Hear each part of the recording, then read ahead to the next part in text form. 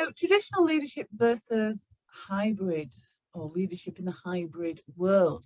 So in this section, I'm going to look at how our traditional way of leading our teams and organisations differs from what is required to be an effective leader in a hybrid world. And of course, an awful lot of the ways that we traditional styles of leadership haven't really changed that much since the 1960s. They were outdated long before the pandemic. So let's look and see what's kind of changing. So traditional leaders encourage their people to do their jobs through providing guidance, direction, motivation.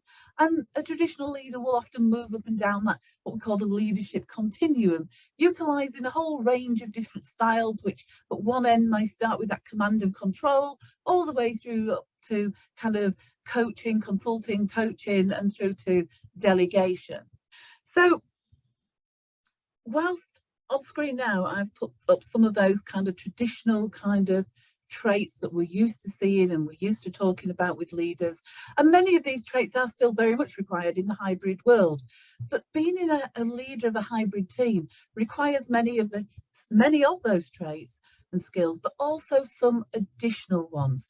One of the things we know about hybrid leadership, it requires a much more what I would call a whole brain approach. For several years, we've been aware of the need for leaders to be self-aware and have that ability to, what we talk about in the jigsaw world, as flex their style or navigate their behavioural map to align their leadership style with the most appropriate response for the situation at that moment in time. And this is still the case.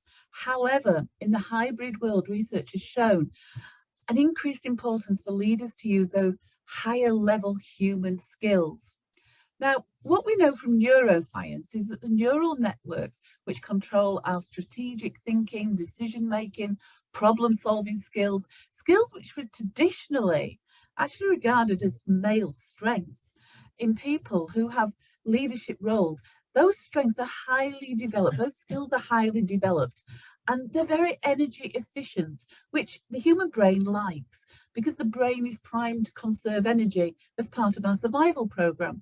So these skills are easily accessible to leaders. In contrast to that, though, the neural circuitry that controls our human skills is less used by leaders traditionally, and therefore less developed, and is not as energy efficient, meaning that it may not be as easily accessible for leaders.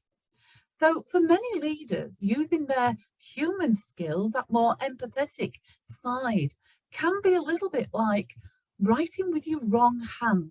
Yes, it is possible to do, but it uses more energy, it's more time consuming, and therefore it's not as kind of natural and automatic.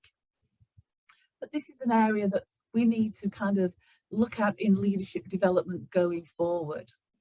So here are some of those all-important human skills that are no longer nice to have.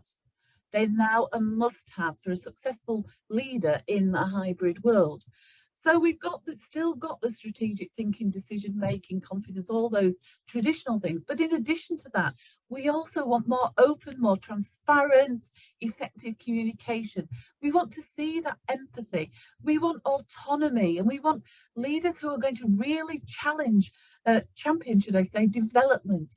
We want leaders who will be inclusive and collaborative, that will respect that need for work-life integration. I think somebody said about well-being in there, and create psychologically safe environments.